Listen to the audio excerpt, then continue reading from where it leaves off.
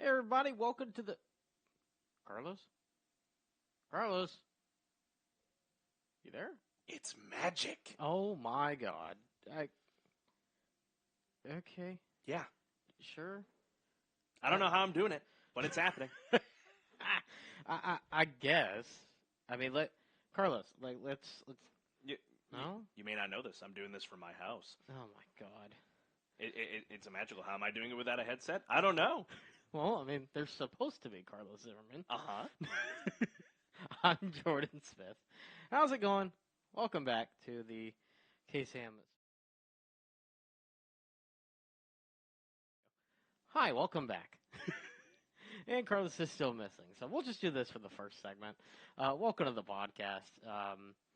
We got a lot to talk about here today. We have some Hornet football to talk about, previewing the Bryan Viking matchup tomorrow, previewing Bearcats against BYU. Yep.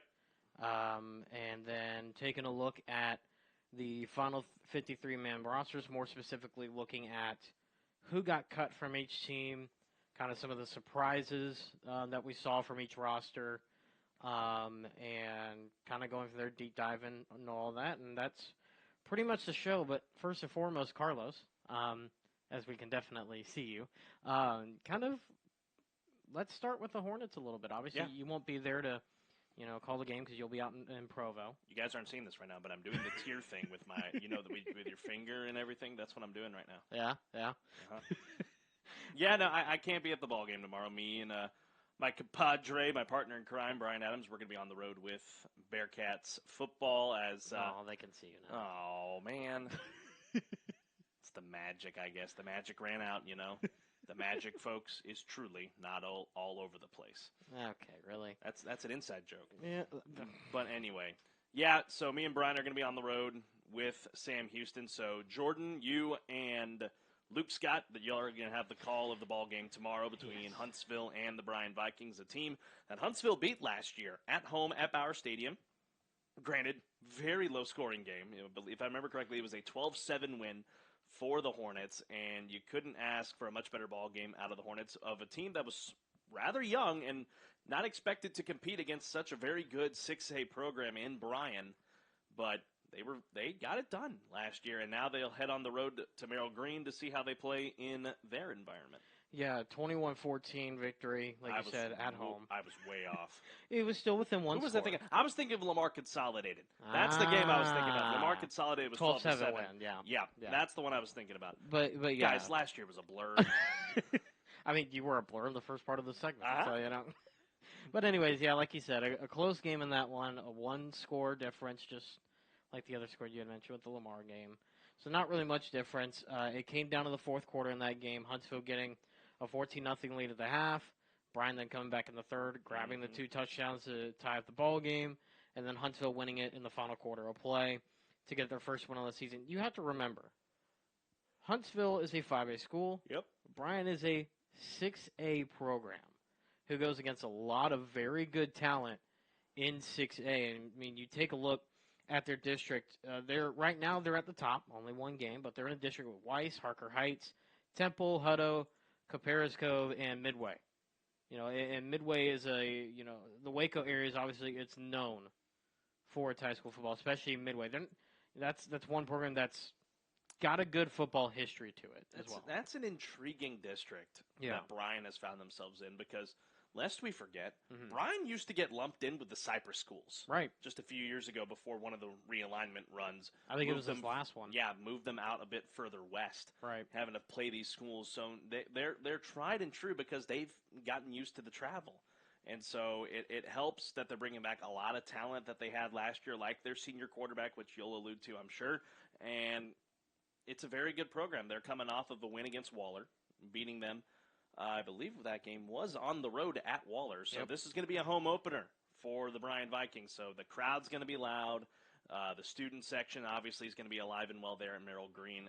Very great atmosphere there in Bryan College Station. So it should be a fun game. Yeah, and it's going to be the first road game, quote-unquote, for Huntsville, because they had the scrimmage. Doesn't count towards the record, but they had the scrimmage on the road in Lufkin. So they've already traveled once for a contest. no matter how much it actually counted or not. Point being, they've already done the road trip song once, so they already know how that goes. And so with this being, in fact, a shorter distance than the Lufkin scrimmage, just about 55 or so minutes away, an hour at most from here to Bryan, it's not that bad. No. It's like them going to A&M Consolidated last year. About an hour drive to open the season, not that much, So it'll be a good battle. Like you said, Huntsville getting the win last year. Obviously, Bryan's going to be looking for revenge now on their own turf, quite literally, out at a beautiful stadium in Merrill Green, one of the newer stadiums, as you alluded to with me off the air. But yeah, I mean, it's going to be interesting. You take a look, like you mentioned, the senior quarterback was not even an active player last year in the quarterback room. They played 3 quarterbacks, and neither one of the two on the 2 deep and on the depth chart were actually really. Yeah, neither one of them collected stats last year as a quarterback. Because I remember that name of the senior quarterback. It's just neither one. Like According to the stats that I was sent by their coach, he did not have a stat recorded as a passer. Wow. Like I said, last year was a blur. I'm sure he was on the roster last year, but just didn't get playing time, I assume. I don't know. So, I mean, it could, if that is the case, then that's huge. Yeah. If you are the Hornets, because you're going up against, quote unquote, an inexperienced quarterback. Right. Which, folks, I know we hark on the quarterback quite a bit, but remember, you got to think that's the focal point of the team. Right. It always is. That's how football is nowadays. And it's unfortunate because people, like on the unsung parts of the field, like your O-line or your deep safety. So, right. But that's something that Huntsville's going to have to let play to their strengths because that's how potent the Huntsville defense is. I know we saw spurts of that last Friday against A&M Consolidated. Brent Carroll, who was named not only MVP by the team, but he was also named Huntsville Item Player of the Week. So congratulations to Brent and for his performances last week. In the absence, he was filling in for a Texas Tech commit, no less, Isaiah Collins, who is dealing with a toe issue right now, and he had to step in, kind of getting thrown to the fire. Right. And he did great. Had an interception in the ball game. Definitely has a bright future with the Hornets. So, but that's something that secondary is going to have to really pay attention to in this ball game against Bryan, is adapting to this quarterback play, because you saw what Will Hargett did with A&M Consolidated last week. A two-way player, you may not get the same look here from Bryan. So. Yeah, and, looking, and we were talking with Coach Southern earlier, and I had asked him about specifically the secondary for the defense. All 4 of the corners and safeties all returning from last season, obviously Collins being the exception because he's dealing with a little injury bug at the moment, like you mentioned. But otherwise, having all 4 of your guys come back as starters and on that back end of the defense being huge. It's good to have experience, but when you have your entire secondary starters coming back after at least a year or two of being those same guys in those same spots every year, that helps a lot because of the cohesiveness of that unit. They all know where they're going to be when the play starts. They all know where they're supposed to be. They all can anticipate if they're going to get a double coverage, whatever, right? So having that helps. And I think the fact that all of those guys are going up against this Bryan squad again as they did last year and took care of business later on in the end of the ball game, or at least in the fourth quarter and throughout that first half,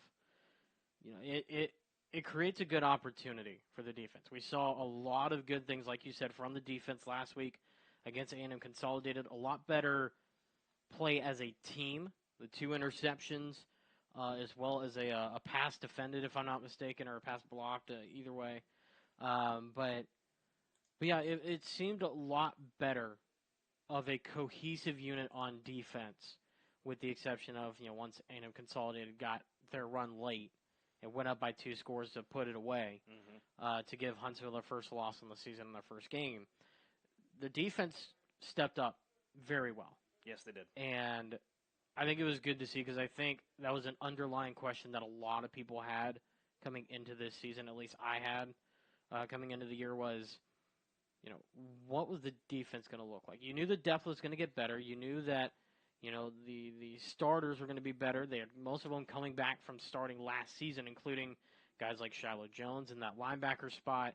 a little bit of a switch up on the defensive line, but they seem to handle themselves pretty well last week with a couple hiccups here and there, but otherwise they seem to do all right last week. But, I mean, looking at the defense did very well. And I think this week will be a true test to see, one, can they keep it up consistently, but two, against a 6A not powerhouse, but a 6A, a good program. A formidable foe. Exactly. In Bryan, you got it taken care of last year with a not as experienced defense. Now that you have a better defense this year, can you pull off the same thing? And if so, that's something exciting for this Huntsville Hornet squad.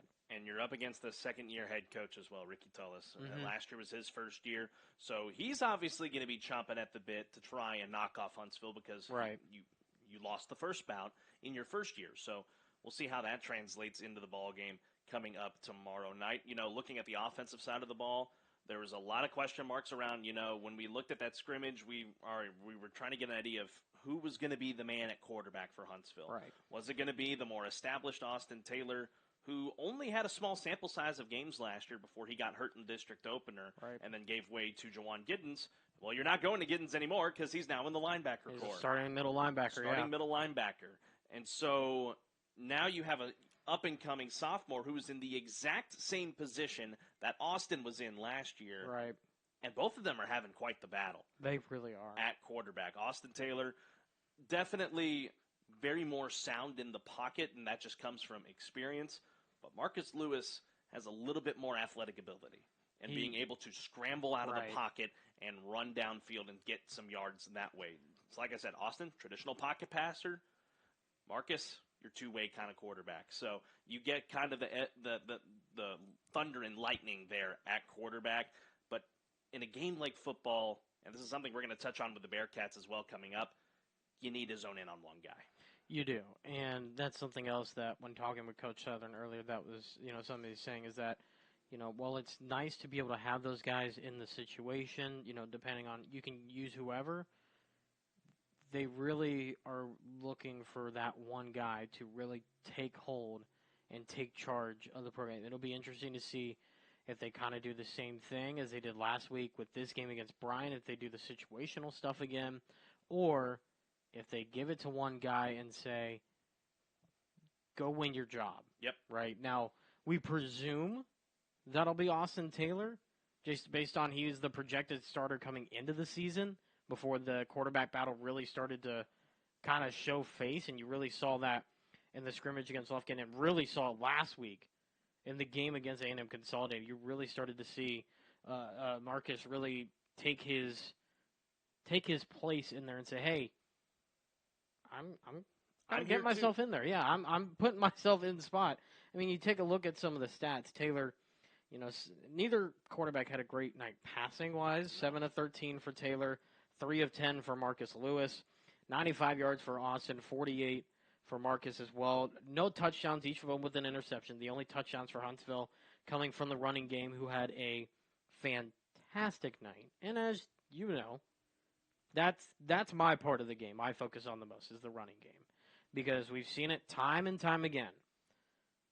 While, yes, the quarterbacks are going to get you the yards, they're going to get you the touchdowns more times than not, they're going to get you the wins, they're going to be the team leader, they're the one that carries the offense. Not having the running game to supplement the quarterback when he does his play actions, his rollouts, whatever, I formation, shock, whatever, you can't win ball games. You can't win ball games. You don't have a rushing attack. And you look at it, Trayshawn Brown, 24 carries, 111 yards, and 1 touchdown. Yes, there is a caveat to that stat line with 2 fumbles. The running backs combined for 3 fumbles in the ball game, and that's something that I'm sure they worked on in practice this week. But the fact of the matter is, you had a running back group that, like I said, led by Trayshawn Brown, Marcus Lewis, 8 carries, 8 yards, so a yard a carry. But point being, 37 carries total between all 6 players who ran the ball for 148 yards in the ball game. 2 touchdowns and 4 yards per rush.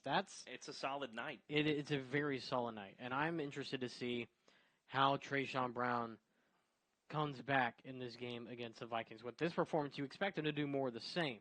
But a lot tougher competition. Mm-hmm.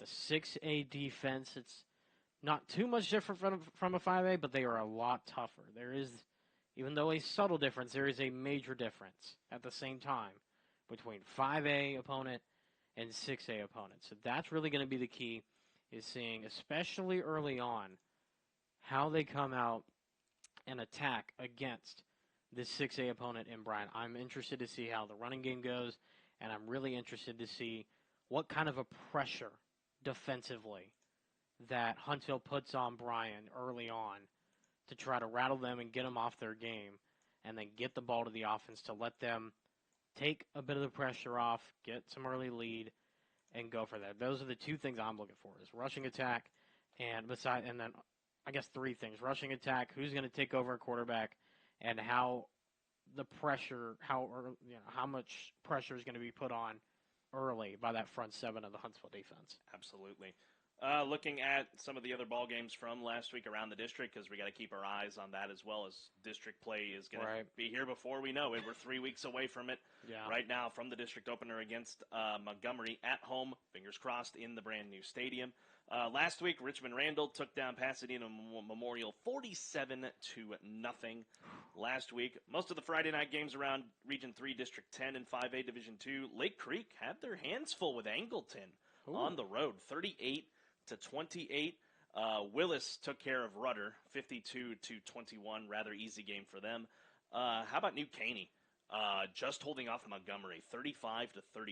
Nail biter down there in New Caney. I actually reached out to one of my buddies. He's a teacher at New Caney, Jacob Hodges, if you remember him. Yeah, he's a teacher at New Caney, and he was at the ball game. And basically, he's my source at New Caney. Right. And I texted him, and I was like, man, what happened there? And he was like, it's just a hard-nosed football game. And I was like, you love to see that, especially on opening night. Oh, yeah.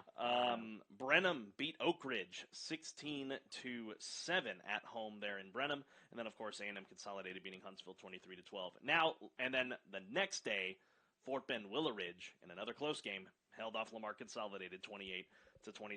Now look at the ball games coming up this week around District 10.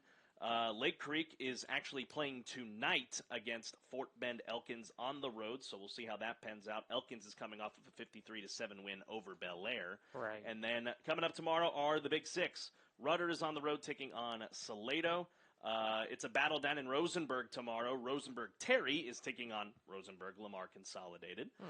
Brenham is going to head to Belton, who the Hornets are going to play against next week. Whenever me and Brian are back, we'll have the call for that game.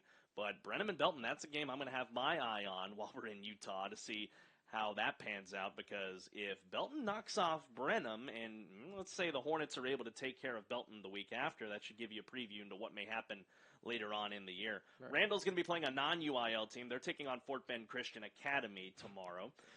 You know them very well. As do I, as a private schooler from my high school days. And another one that has an opportunity to be a really good ball game at 8 p.m. tomorrow. I believe they just moved that time. It was 7 p.m. earlier. Now it's 8 p.m. Barbers Hill is coming to Montgomery to take on the Bears. So that'll be another one to keep your eye on as well. Barbers Hill, a very well-established program, really across the board. And then, of course, Huntsville versus Bryan. You and Luke will have the call live there from Merrill Green Stadium in Bryan. Folks, that is a 7:30 p.m. kickoff. 6:45 p.m. Charlie's Used Cars pregame show. The Texas True Comfort Heating and Cooling countdown to kickoff will follow at 7:15. Like I said, Jordan and Luke will have the call. We just got approval today that we will have video for the ball game, so you can watch the ball game right here on the 101.7 KSAM YouTube channel. You can also listen to it on the FM airwaves on 101.7 KSAM. All right, flipping from the high school over to the college. Ladies and gentlemen. Say it. College football's back, baby. It's back. And better than ever. Oh, man. Is that what you wanted me to say, or were you going for something else? I was just waiting for you to just absolutely lose it. Eat 'em up, cats. Yeah, baby. Sam Houston taking on BYU Saturday night. National TV on Fox Sports 1. Me and Brian will have the call on GoBearcats.com and the Bearcat Sports mobile app. It's going to be a heck of a ball game, hopefully. We're hoping for a great competitive ball game to open this new era for Sam Houston football. I've been in interviews with folks in Utah and then talking with Coach Keeler all week long. There's a lot of excitement building into this game, not just amongst Bearcat fans, but Cougar fans as well, because that's why people ask me to come on radio shows and be like, who's Sam Houston? and That's a good question. and then I say, well, let me tell you. Right. A program that has had a storied success at the FCS level, making the jump to FBS. This is obviously the start of a new era for Sam Houston, but there's still a lot of question marks going into the ballgame on Saturday. There is. And, some are the usual questions. Like, for example, at least one that's been usual in the last few years. Who's the starting quarterback? On the official depth chart, it has the usual Keegan Shoemaker or in all caps. So it's going to be interesting. I would not be shocked to see Shoemaker out there purely for the experience, obviously. He's been playing games now for, it feels like forever. I think this would be his third year? This would be his third year. Yeah, it feels like more. But because people forget, in 2021, he did Battle of the Piney Woods because Right. Schmid was out. Right. So he's got experience in big games, albeit that being the biggest game every year for the last few some odd decades. Right. R.I.P. Battle of the Piney Woods. Yeah. But he's got experience. And he does. a lot of people say, but he doesn't have experience at the FBS level. Nobody does on this team except for a couple players. Except for one particular guy who's the other or on the depth chart, Grant Gunnell. That's the interesting part of it. He's played for 3 different FBS programs. Arizona, Memphis, and North Texas, which is the latter of which is what he just came from. Right. Granted, he battled a lot of injury bugs in his earlier times at Arizona and Memphis, I think as well as at North Texas, if I'm not mistaken. So he hasn't had a lot of time out there on the field. But when the fact of the matter is, he's played in an FBS football game. Not only that, you mentioned obviously North Texas. He's got experience with the region. He's got experience with the conference as well, in Conference USA and everything else. So that's another kind of wrinkle into that layer. He may not have played as much last season because of the injury bug potentially. We'll have to fact check that and make sure. But right now.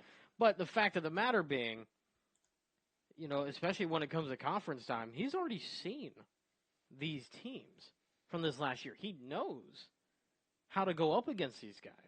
At least from the sideline if he wasn't playing, or on the field if he was playing. But point being, he knows these programs, he knows these teams, he knows what they're going to come with. So if, let's say, he does end up becoming the starter, that's a huge leg up when it comes to conference time because he already knows how to go against the Middle Tennessees, the Liberties, the Jacksonville States, all of those. So let's do a quick player profile on Grant Gunnell. And if I'm botching that last name, I'm sorry, folks, but my sources at the university haven't even confirmed with me the pronunciation of his last name. So we'll have it right by Saturday, I promise. But I'm 99% sure I'm correct. If I'm not, you can hold me to that when we come back on the pod next week. But, for Grant, I'll just say that for now. He was a freshman at College Park before moving over to St. Pius down in Houston. That's where his older brother Nelson was playing at the time. And during his career, he surpassed his older brother on the depth chart and then would go on to set records in Texas high school football for passing touchdowns, which is at 195, which is insane. Yep. Folks, I know it's private school. I know. I came from a private school. I know that side of things. Football is a gunslinger kind of league. Yes, TAPS football. It's like the Big 12 from 2015 to about the last 2 years. Like if you love passing, you watch TAPS football. So I get that. Not just touchdowns, but passing yards as well. 16,108. Yeah. This guy was getting looks from Alabama, Florida, Georgia, Notre Dame, Ohio State, and OU. I think that's just to name a few. I think that's the insane part is the fact that he was getting a look from Nick Saban while going to St. Pius at 10. Now, no disrespect, St. Pius. This is TAPS football. Bama's not coming at you for a quarterback. So the fact that he's getting that says enough. Hasn't worked out as well in college, unfortunately, like you said, due to injuries and whatever other situation. But point being, and he originally committed to Arkansas. Then he committed to A&M, and then because that's where his brother was going to play. Right. Then he recommitted his senior year to the University of Arizona so that he could play with Kevin Sumlin. That makes sense. So, and when you look at his time at Arizona, he was the backup to Khalil Tate at the time. But his first career start was against a very, very good Power 5 program in UCLA, and he threw for 352 yards and a touchdown. Jeez. Played in 8 games with 3 starts, 1,239 yards in his first year at Arizona, 9 touchdowns and 1 pick. However, now in 2020, the weird season that it was, Arizona would actually go winless that year. When I looked at that, I was like, really winless? And then I remembered, oh, right, it was a short year. They went 0-5. Yeah. And after that bad game against Arizona State that year, of course, someone was fired. And then Grant said he was going to enter the transfer portal, ends up at Memphis. He didn't play there because he had to have surgery on his right leg. So then he would hit the portal again and end up at North Texas. He became the backup to Austin Aune and only saw playing time in just 2 games. He threw a touchdown and interception on 75 yards against Texas Southern. So he hasn't seen the FBS side of things really since his freshman year at Arizona. Right. But this is a guy that has 3 years of eligibility left on him, and watching him in practice, he's a gunslinger. He can throw the dang ball. I would hope so for throwing over 16,000 yards in high school football. He's also 6'6". Because you have to remember this, too. He set the high school record. He got, obviously, playing time in his first year. Not too much, obviously, but he got enough. He set those records in 3 years of full season high school football. Because at that point, he was taking St. Pius deep into playoff runs. I believe there might have even been a state title game appearance during his time at St. Pius, if I'm not mistaken. I can corroborate that. Because I remember when I first started doing taps a few years ago, it was for St. Thomas High School down in Houston. The first year I did it was the first year that Grant Gunnell was not at St. Pius. They were fresh off of that. Was that the COVID year when you started doing things at St. Thomas? That was 2021. Okay. So the fall of 21. So looking at the fall of 18, they were in a second-round exit. The prior to COVID, 19. First-round exit. There was a run somewhere in there, I feel like. Let's see. Maybe his first year at St. Pius. Yeah, there it was. 4 rounds. Lost to Prestonwood Christian in the 4th round. That would have been the state title game, I think. 42-41. Yeah, that would have been the state title game. I believe that is correct. Out at Waco Midway, I believe. It was. Yeah. That was the state title game in his first year. Yeah. With St. Pius. So yeah, you're right. So the fact that he did that in 3 years is impressive. Now again, like we said, it's private school competition. It's a lower level. We understand that. It's still impressive nonetheless.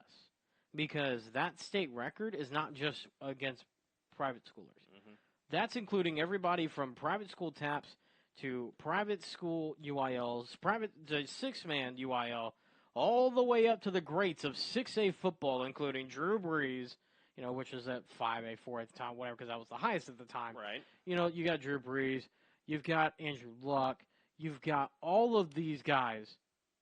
Kyler Murray, you want to throw him in from Allen High School? Nick Foles. You got all of this gobs on a ton. Jalen Hurts from Friendswood. And, of course, Bearcat legend, Eric frickin' Schmid. From the Woodland Highlanders. So, the fact that he did that while in high school is impressive. Yes. It'll be interesting to see what they do against BYU. Because I know there was that controversy heading into last year when we went up to A&M and played that game. There was the blank or blank.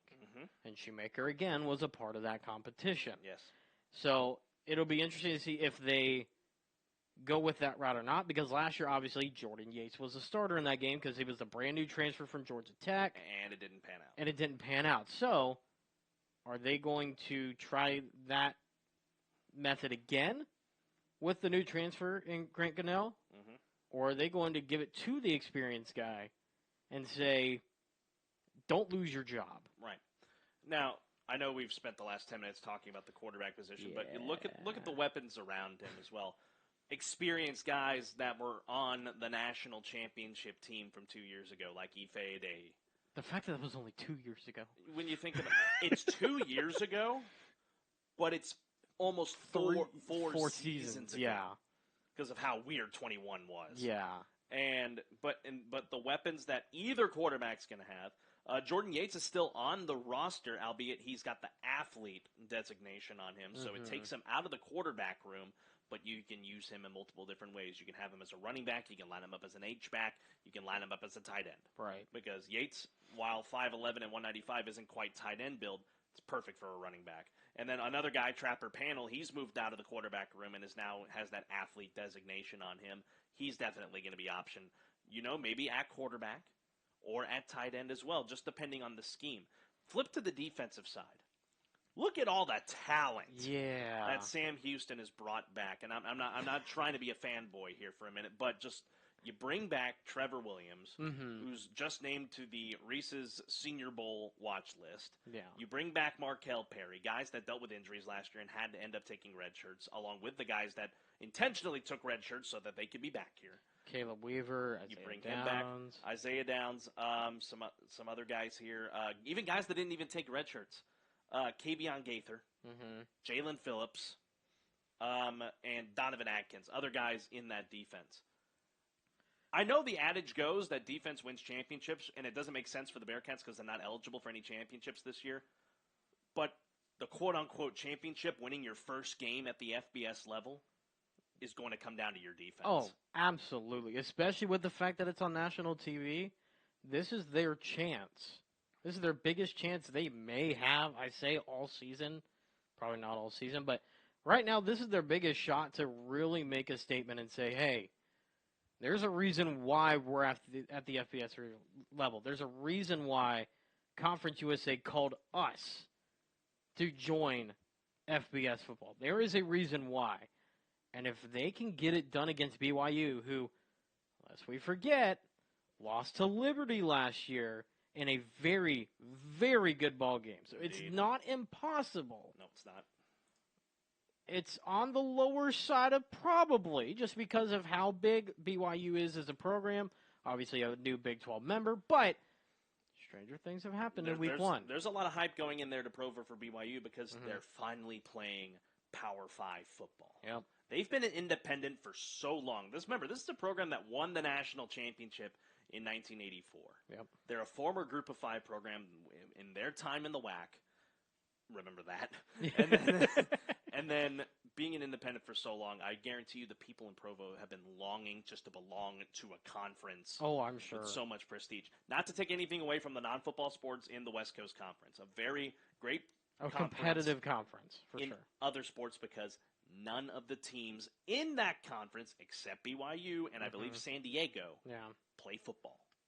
Right. So this is huge for BYU. This is huge for Sam Houston. It's going to be a fun ball game to watch. I can't wait to call it. Yeah. No less. Lavelle Edwards Stadium is a great locale I've been looking forward to. People have been talking to me all week long about Cougar Tail and just trying that. They told me don't eat it before the game. No. Because, guys, just to give you some sort of visual, this is definitely not 15 inches. It very well might be, but it's a 15-inch maple glazed long donut is what Cougar Tail is. And I'm like, this might be my breakfast Saturday morning ahead of the ball game. Maybe, yeah. Because people are saying, you got to try it. And I'm like, okay. Fine. When we go to Louisiana, we always stop at that po' boy shop. Yeah, we do. Oh, it's so good. So this is going to be my foray into the life at BYU of trying Cougar Tail. So before we step aside and take a break, I obviously want to take a look at the college football scoreboard and what the exciting games, not just in Conference USA, but come on, guys, college football's back. There it is. It's week 1, and there's a lot of exciting games going on tomorrow. But across Conference USA, we've already got 3 games under our belt from last week. Jacksonville State winning their first game at the FBS level, knocking off an established one in UTEP, 17-14. A very exciting game for the Gamecocks. Already a conference game. All right. I know, right? UMass beat New Mexico State 41-30. That's their first FBS win on a season opener since 1984. Yeah. Long time for the Minutemen, but they got it done. And then another conference game, Louisiana Tech making a 9-point rally in the fourth quarter against FIU to win 22-17 there in Ruston. And then, of course, the ball games happening tomorrow. There's a lot of them. I'll roll through them real quick. At 11 a.m. on CBS Sports Network, Bowling Green is going to be in Lynchburg taking on Liberty. Louisiana Tech on ESPNU. They are in the Big D taking on SMU. Jacksonville State playing a former rival, East Tennessee State. That game is on ESPN Plus at 1 o'clock, 2:30. South Florida and Western Kentucky on CBS Sports Network. 5:30, Maine takes on FIU on ESPN Plus. Middle Tennessee is going to be in a very tough atmosphere because they're heading to Bryant-Denny Stadium in Tuscaloosa, Alabama, taking on the number 4 team in the country. Upset. The Alabama Crimson Tide. You want to know what the line is on that? 45. You were close, 39. Yeah, ain't that something? Later on, I'll say you're forgetting. Week 1 kicks off tonight. Oh, you're right. There is a whole. I'm getting there. slate. I'm getting there. I'm just going through Conference USA first. All right. And then I will roll through some of the highlights. We'll roll through some of the excitement for tonight. That'll start for tonight. I'll get to that in a second. 6 o'clock. 8 o'clock. I'm going to watch. Yeah. 8 o'clock on Saturday on ESPN Plus. New Mexico State will take on one of my favorite mascots, the Western Illinois Leathernecks. Also at 8 o'clock in El Paso at the good old Sun Bowl, UIW is heading to UTEP. Hey. That game on ESPN Plus. And then, of course, the nightcapper of Conference USA, Sam Houston versus BYU. The nightcapper of college football. Pretty much. It's the latest start, if I'm not mistaken. It is one of the latest starts. Yeah. We looked this up earlier. Yeah. But that game, of course, on FS1, myself and Brian Adams will have the call on GoBearcats.com and the Bearcats Sports mobile app. Will be a fun ball game out there at Lavelle Edwards Stadium. Okay, now I'll get to the ball games that are elsewhere you got to show love to today. Outside of Conference USA. Some highlights. Kent State's playing UCF on FS1 at 6 o'clock tonight. NC State is taking on UConn at 6:30 on CBS Sports Network. It will be. And then, of course, 2 on big-time national television tonight. Florida taking on number 14, Utah. The Utes. In Utah At Rice-Eccles. And that game is on ESPN at 7 o'clock tonight. And then at 7 p.m. on Fox, Nebraska taking on Minnesota. The Huntington Bank Stadium is where they will be. And then, of course, coming up tomorrow, we got a couple on tomorrow. Louisville and Georgia Tech at 6:30 on ESPN for the kickoff game at Mercedes-Benz Stadium in Atlanta, Georgia. And then we get to Saturday. Oh, baby. A lot of good ball College games. Game Day's back. A lot of good ball games that I'm going to watch when I wake up there in Utah. Let's see. Football games on Peacock at 11 a.m. East Carolina's taking on number 2 Michigan.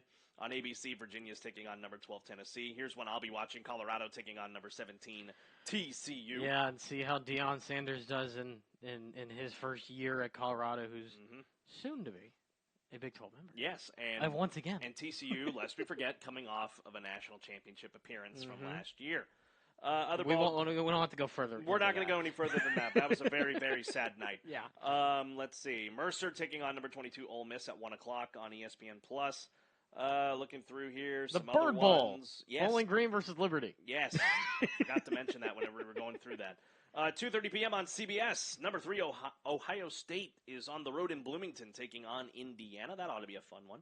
Boise State taking on number 10 Washington. I might take Boise on that one. Who's the big noon Saturday? Big noon Saturday on Fox. That would be Colorado TCU. Is it? Yeah. Oh, that's right. They're 11 yeah. a.m. They're the 11 a.m. game. Remember, we're looking at Central Time, not Eastern Time. Yeah. Stupid. Anyway, Rice taking on Texas, number 11 Texas on Fox at 2:30. Upset. You're just going to say that about everything, aren't yes. you? Flipping through some other ones. Our old friends at Southeastern Louisiana are taking on Mississippi State at 3 o'clock on the SEC Network. UT Martin will be taking on the number 1 team in the country, Georgia. Sorry, Skyhawks. Yeah, that's going to be a tough one. By 5:05, that viewership is going to... Yeah. Nevada taking on number 6 USC at 5:30 p.m. The Aggies, number 23 Texas A&M, taking on the Lobos of New Mexico at 6 o'clock. I was talking with Ben Reichard last weekend, and he's excited for that ball game, obviously. We miss you, Ben. That game will be on. That game will be on ESPN. Texas State taking on Baylor, your old school, at 6 o'clock. on Big 12 on ESPN+. UTSA taking on U of H, 6 p.m. on FS1. That's going to be a fun ball game. Obviously not going to watch it because we're getting ready for our ball game at that point. West Virginia taking on number 7 Penn State on NBC. That's right, on NBC. It's not Notre Dame. It's some other teams that are going to get some exposure on NBC this year. Here's one that confuses me a little bit. Not a lot of bit, I'm going to say. UL Monroe versus Army on NFL Network. Sure. Okay. I can get behind that. Like, what are we doing here? And then how about this one? 6:30 p.m. on Saturday night. Texas Tech at Wyoming on CBS. I like that. Getting the pokes. That's a decent matchup. It is. And, Wyoming, believe it or not, Jordan, is one of my actually, bucket list places I want to go to and check out that stadium. The War Memorial I think you're talking about Stadium. the state. I'm like, everything is in Laramie. No, I know. That's what I'm saying. That's where I everything would love in the state is. to call a game in Laramie. Yeah. I'm just saying. That's what it is. And then the games around Sam Houston's kickoff time. Northern Arizona's taking on Arizona at 9 o'clock on the Pac-12 network. Coastal Carolina is taking on UCLA at 9:30 on ESPN, and then Idaho State takes on San Diego State at 9:30 on CBS Sports Network. And then there's Sunday games and Monday games. Are you kidding me? It's the first weekend. I know. Looking at the Sunday games, Northwestern against Rutgers on CBS, 11 a.m. kick. 2:30, number 18 Oregon State, a West Coast matchup against San Jose State on CBS. And at 6:30, the nightcapper for the Camping World kickoff right before we get to Sunday Night Football the next weekend, right about that time. Number 5 LSU, number 8 Florida State at Camping World Stadium in Orlando on ABC. Couldn't have picked a better game No. to be the kickoff. No. That's going to be because both of those teams will not be in the playoff because they'll have 2 losses each. But that's a discussion for another day. Then the final game of the weekend. Already getting into an ACC showdown. Monday Night Football, 7 p.m. on ESPN, right before we have Russell Wilson for whatever reason on Monday night, probably at some point. Number 9, Clemson against Duke. Will Joe Buck be calling that game? That would be awesome. Hold on, let's go to announcer schedule. Let's find out. While he does that, folks, we're going to step aside and take a break. We'll talk NFL. I promise. Coming up next, looking at the roster cuts and how things are going to pan out as we get ready, because not only is college football coming back, the NFL is almost back as well. That's what's coming up next on the KSAM Sports Podcast.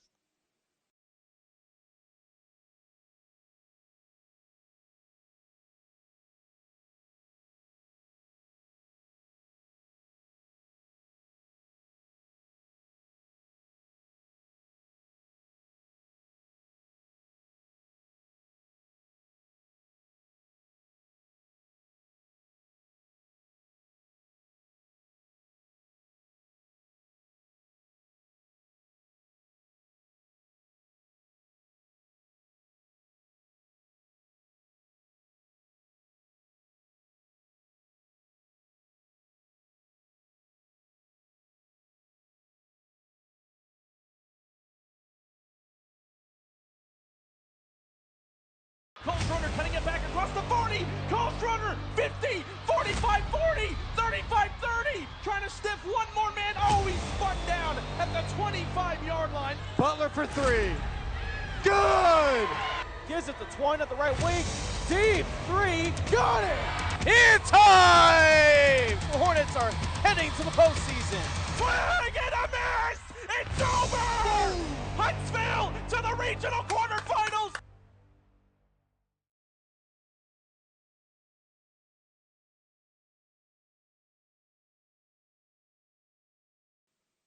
Welcome back on the KSAM Sports Podcast. Getting ready to talk some NFL here. I'm Carlos Zimmerman. Alongside of me is my main man and broadcast partner, Jordan Smith, here. As the NFL is almost back, ladies and gentlemen. Preseason games have winded down. Somehow the Texans beat the Saints. I don't know how we did it. On national TV. Yes, but we did it. And they're poised for hopefully a decent season. We'll see what comes of that. Yeah. And same thing goes for really all the other 31 teams in the NFL, because that's ultimately what the goal is at the end of the day. Right. To hoist the Lombardi Trophy at the beginning of February. Yep. So that's what's going to happen. And the last bit that you have to do before you make your roster final is you got to cut some people and end and crush people's dreams. Yep. So, looking at it, we're going to start with the Texans because me and Jordan are both Texans fans, if you haven't already figured that out yet. And we're closer to the Texans right now than we are any other team. Indeed. So.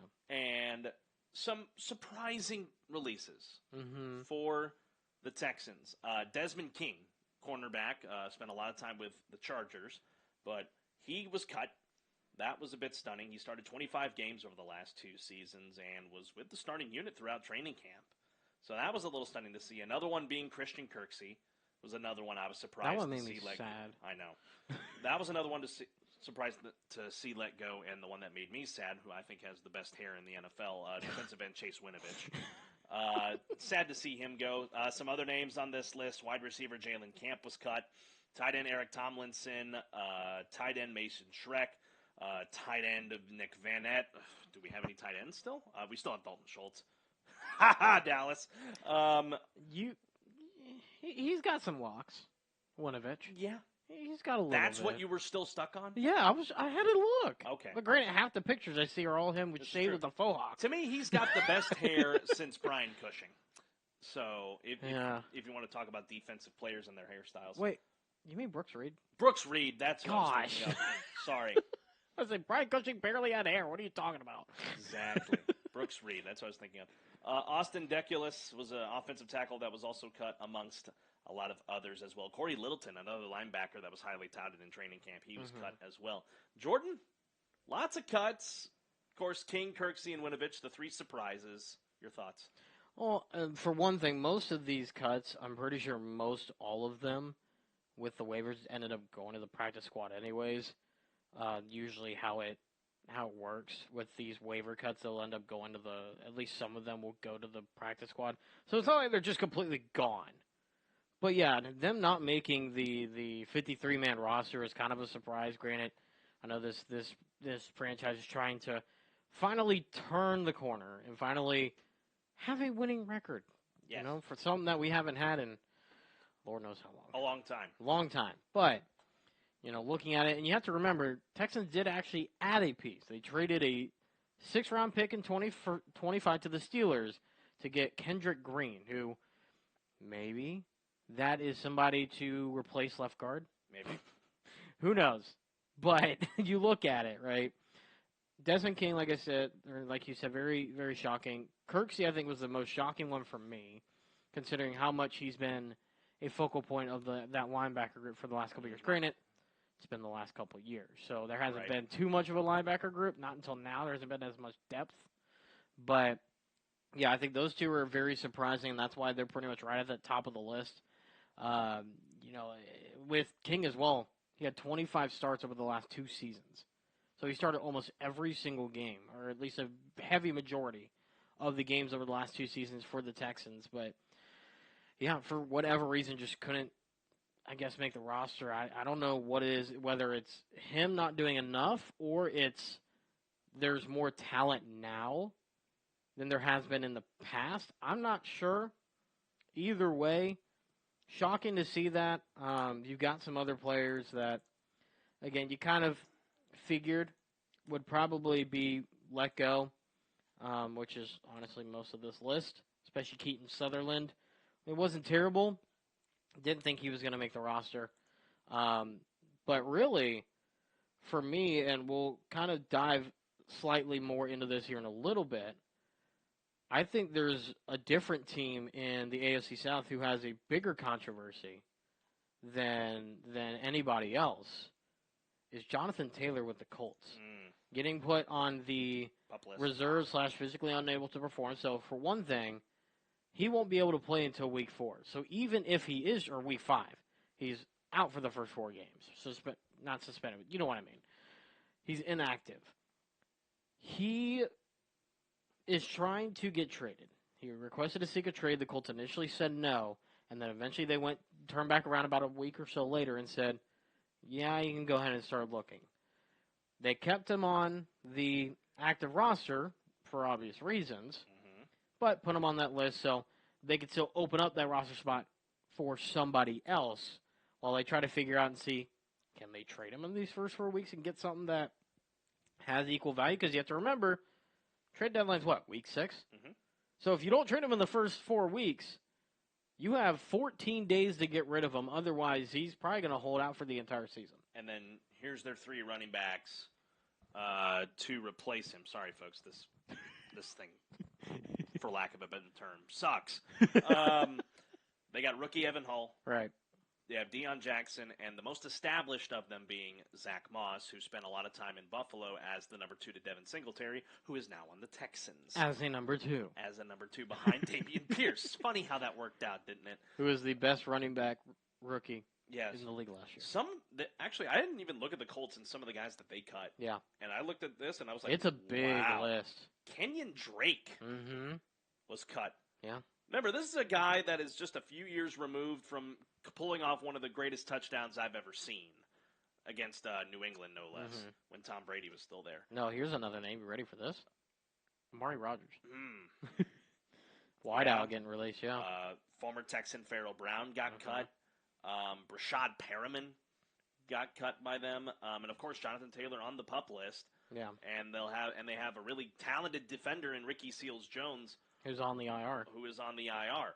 Or not defender, tight end. I'm thinking of somebody else. Yeah. But either way, he was on the IR and not able to play either. So the Colts are kind of in a weird spot right now. Yeah. And when you think about them and who they're going to roll out with at quarterback to try and lead this team to where it is right now, a lot of people were thinking, oh, the Texans are going to be at the bottom of the AFC South. Are we sure? So, I don't know that. Like, I can see where that's coming from, obviously, because the Texans are still building. I'm not saying they're going to win the division by any means. I don't think anybody's saying that right now. This is Jacksonville's division to lose at this point. This is Jacksonville's division to lose. I feel like the Texans won't be last, though. I feel like, and hear me out when I say this, all right? I'm going to sound a little crazy. Hear me out when I say that the Tennessee Titans will probably be in last place. You could look, I don't know. It's not. I can't point to any specific thing. So this argument is very, take it with a grain of salt. It may just be the bitterness in me of being a Houston Texans fan. But point being, you look at the Titans. There's more, I guess, promise to me at least about a new stadium than there is about the 2023 roster. You look at the new stadium. That's what, $3 billion. It looks more like the new Microsoft headquarters than it does anything else. Which is crazy because the stadium that they're playing in right now isn't awfully old. No, but it is. It is awful. It is starting to become antiquated. Very much so. Being seaside like that does not help for that stadium. No, because the Browns had the same issue with Paul Brown. Thanks, bud. But yeah, point being, I don't know why. I'm sorry, that was in bad taste. Yeah, actually, you know what? I don't care. He pulled the Oilers out of Houston. Yeah, and I know he's been dead for 10 years, but screw the guy. So anyway, so here's the thing. Before we get to the team from up north here in the Lone Star State, I don't know. I can't point to one specific thing with the Titans. There just doesn't seem to be a lot of excitement with the team this year. I mean, and I'm not sure why that is. And that's crazy to think about. Yeah. Because I'm looking at their offense right now. Ryan Tannehill's back. Mm-hmm. If this was 2015, I'm excited. Right. But it's not 2015. No, it's 8 years later. Yep. You have a second-year quarterback in Malik Willis, who you saw spurts of last year, and you're thinking he might not be our guy of the future. No. So you draft Will Levis, who was touted as a top 3 pick. Before dropping out of the first round. Yeah. Dropping faster than my diet. Dropping faster than the mayo he puts in his coffee. Still ticks me off. But I say all that to say this. Right. You have Derrick Henry as your running back. Yeah, but that's the only part of your offense you have. Right. Well, granted, it's at my favorite position. Well, hear me out. Okay. They do have D-Hop. They have D-Hop now. But nobody else around him other than maybe Nick Westbrook-Ekine.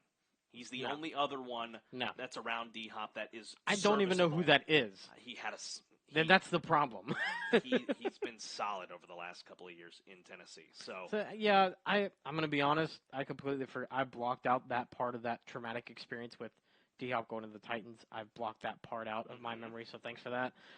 But yeah, I mean, I don't know. It just, to me, I have more hope for Jacksonville making the playoffs again as a wild card team than I do of Tennessee having a top 3 spot in the AFC South. I don't know why that is. Probably just because the Jaguars have somewhat figured it out again. They have a more exciting offense than I thought. I mean, you got Trevor Lawrence. You got Trevor Lawrence. You have Travis Etienne in the backfield. Mm-hmm. And a very good rookie behind him in Tank Bigsby. Yep. A wide receiver room of Jamal Agnew, Zay Jones, Christian Kirk, and Calvin Ridley. They just basically rebuilt Arizona's receiver corps from the last couple of years. And you have Evan Ingram at tight end. And a very stout offensive line. Well, here's the thing. The wide receiver group you mentioned basically recreating Arizona. It will probably work out better than it did in Arizona. Why? Because, hot take of the day, Trevor Lawrence is a better quarterback than Kyler Murray. Yes. Okay, so in theory it should work. Okay, so Christian Kirk's the only one that came from Arizona. I thought for whatever reason Zay Jones played in Arizona, but he played in Buffalo and Las Vegas. And Jamal Agnew. Same difference. Jamal Agnew came from Detroit. Okay, basically rebuilding really good players from the NFC and trying to bring them over to the AFC. Right, basically. That's what I'm trying to get at. Yeah. But yeah, I mean, you look at, like we said, the team from up north in the state, the Dallas Cowboys. Yeah. This is, I don't want to say this is it kind of year, figure it out. It's make or break. This is it year, figure it out kind of year. Second year, granted, they went 12-5 last year. Very solid record. You have to give them credit for that. They just happened to be in the division with the Philadelphia Eagles, who ended up 14-3 in the regular season and got the Super Bowl whole 9 yards from there, right? But this is more than anything. This is Dak's make or break year. Because for whatever reason, he just cannot figure it out, whether it's him or it's the coaching staff around him. You know what's the best comparison, in my opinion, of how you can compare this here? Dak Prescott and the Dallas Cowboys are the 2010 to 2014 Detroit Tigers. So close, with gobs of talent on your roster. Mm-hmm. They're so close to the ultimate goal of winning a Super Bowl, like the Tigers were in trying to win a World Series. Yeah. You remember those teams? Justin Verlander, Torrey Max Scherzer, Hunter, that outfield Hunter. was insane. You remember all those? Yeah. And you look at the Cowboys, Dak Prescott, Amari Cooper, the last few years Ezekiel Elliott, and now you have Tony Pollard, who is equally as good of a running back. I got a different view on Ezekiel, but yeah, he's a decent running back, but not. For me, he was the main problem with the offense. But besides it being the offense, in his early years, he was a key to a lot of their success. He was the reason why they succeeded in his early years. But you look at the other of guys from teams past. When Dez Bryant at the end of his tenure with Dallas, there's another one that I'm missing off the top of my head. But either way, you have so much talent on your roster. Back-to-back embarrassing exits in the wild card round at the hands of, was it the Niners? Wasn't it the Niners back-to-back years? I believe so. Yeah. I'll have to look at that. But either way, that last play last year was, first off, hilarious. And then the ending 2 years ago where they had no semblance of clock management to be able to try and keep their season alive. But yeah, it was the Niners. Yeah, that's what I thought. So you've had so much success, but you can't get over the hump, just like the Tigers were in that span of time, like I had mentioned. Yeah, so, I mean, it's a make or break year. Sorry, back-to-back early exits in the playoffs. Yeah. They lost in the second round this last year. It was the wild card round the year before. That's right, yeah. So, either way, my point stands. Yeah, so, and you look at some of the cuts they made. They did make a trade, first and foremost. They traded away Kelvin Joseph and got Noah Igbenegbe. Sure. Yeah, I'll go with that. And then they reserved, suspended, whichever, for Ronald Jones. You've got some players that are on the injured list, including John Stevens Jr., DeMarvin O'Shone, And then you look at the guys, some of the guys they waived. You got Isaac Alarcon. I don't know why I can't speak today. Malik Davis out of the running back group. You got a good amount of secondary guys who got released. Miles Brook, Josh Butler, C.J. Goodwin as well getting released. There's some interesting names out of here. But I think most of that roster from last season is pretty much the roster this season. I don't think there was too much overturned. No, there wasn't, and there wasn't as many cuts. That shocked me. But remember, they made 3 huge trades in this offseason. Yeah, Stephon Gilmore, getting him from the Colts, 1 year, $10 million, bringing in Brandon Cooks from Houston. It was a big grab for them. Yes. And then the other one, recently coming out, getting Trey Lance out of San Francisco. That one's interesting. And bringing him over here. Because I think they realize this is really it for Dak. And they need to, I know they're not thinking this way, but they need to put some pressure on him. Yeah. There really hasn't been too much pressure behind him. Like, last year when he was hurt, yeah, you had, I forget what his name was. Rush. You had Cooper Rush who tore it up for whatever reason. And Jerry Jones making this snide little comment of, hey, there's a quarterback competition now. And then everybody in the country, there's a quarterback competition. No, this is Jerry Jones. You don't take what he says seriously. He just says it just to say it. Right. This is how he gets his headlines, and this is how he gets his Jerry world. But, yeah, that trade especially, I think, is a good move by Jerry Jones in that front office, like you said, to put pressure on Dak Prescott to say, hey, get it together, or we're going to let somebody else do that for you. But the other thing you got to think about, and looking ahead, then you're going to have, if Dak's not the answer, then you're going to have a battle between Cooper Rush and Trey Lance to be the future of quarterbacks in Dallas. Oh, what a comment for 2023. I know. And here's somebody else before we continue on with this that we're forgetting out of all of this. Jordan Lewis, a guy who has been out with a severe foot injury from the middle last year, was put on the 53-man roster, which means he may be close to actually coming back. And that veteran presence coming back is huge for any secondary. Nevertheless, the Cowboys secondary, potentially getting him back potentially soon, huge. Think about this. Yeah. You have 3 cornerbacks. And you only really have 2 on the field at one time. Yeah. Sometimes 3, depending on the scheme, on the formation. Depending on the formation. You have Trevon Diggs. You brought in Stephon Gilmore via trade, albeit he's a little older now, but still very good. Yeah. And you get Jordan Lewis back. It's a very good secondary. It is a very and historically, Diggs has still got to build a little bit. He's still got to kind of work a little bit of struggles. He had a huge rookie year or second year, whatever, then kind of dipped off, but he's still a decent talent. He just needs to fix a lot of things in his game. And then of course, don't forget the 1-2 punch at linebacker. Micah Parsons and Leighton Vander Esch. Yeah. That's going to be big for Dallas. Yeah. That front line of defense, you still have DeMarcus Lawrence to bring some veteran presence out there. It is a solid defense. It is. And really, the rest of the offense isn't bad either. No. Tony Pollard, who is now your number 1 at running back, and then, of course, the rookie sensation, the 5'5" sensation of Deuce Vaughn. The Altuve sensation of Deuce Vaughn. Really is what it is. And an unsung hero who I think is going to be vital at the fullback position for them, Hunter Lepke. We saw him at North Dakota State. Which is funny that the fullback still exists in the NFL. I know. But it's funny because you bring in you have Lepke, you draft him. Right. And then you trade for his college teammate in Trey Lance. Yeah. Something to think about for the future, just throwing it out there. But that receiver room. Yeah. Brandon Cooks, Michael Gallup, CeeDee Lamb, and Kevontae Turpin. This is a roster that if they somehow lose this season, everything within the Dallas Cowboys organization needs to be changed.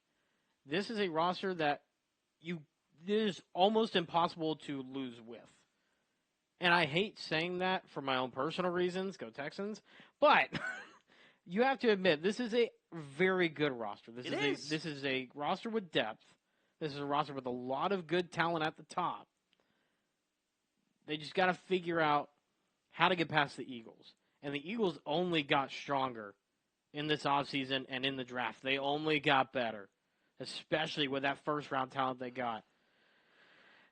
Philly's scary. Philly is scary. They got a potential to get back to the Super Bowl.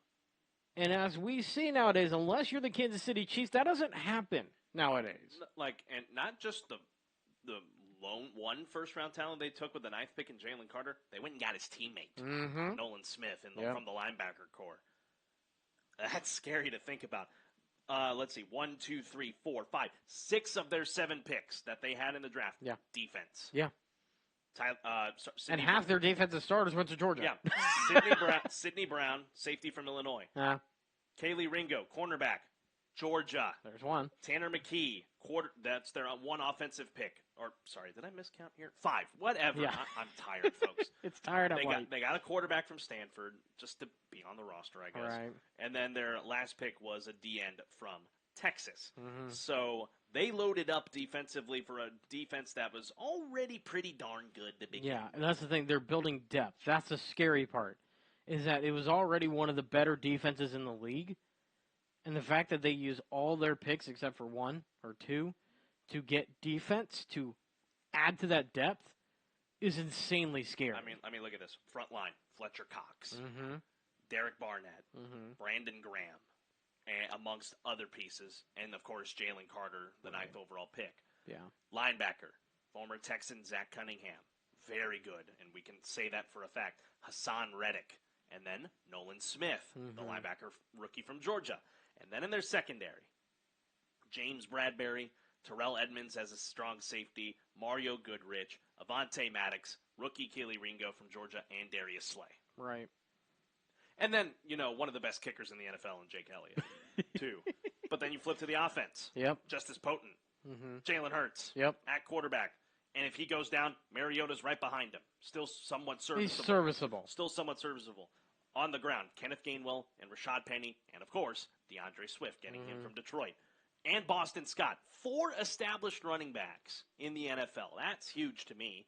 And then the wide receiver room, A.J. Brown, Devontae Smith, Hurts' college teammate for at one point. No, sorry. That he went to Alabama. I get Alabama and Oklahoma confused all the time. I don't know why. And players that go there. Because they're both the wrong shade of whatever color. Yes. But either way, Devontae Smith, a very good college. Absolutely. Quarterback. Wide receiver. Yeah. Quarterback was Tagovailoa. That's what go. I was trying to remember. And then Quez Watkins. And Dallas Goedert at the tight end. Like I said, this is... And a great O-line. This is Philly's division to lose, but this is also an opportunity for the Cowboys to try and somehow get past the Eagles. Now, if they can't get past the Eagles this season, sure. It's the Eagles. They're insanely talented. They just got to the Super Bowl. If they don't get past them, whatever, right? It's the Eagles being the Eagles. If they can't get past New York, who snuck their way into the postseason last year as a third team out of that division to get into the postseason, Danny Dimes, then you've got a problem. If you can't get past New York, and that's going to be the first test. Sunday night football, NFC East matchup, everybody's favorite game of the year, because the Giants usually find a way to win it. The Giants and the Cowboys to kick off the first Sunday night of the season. on NBC. Yeah. Is it on NBC still? Well, yes.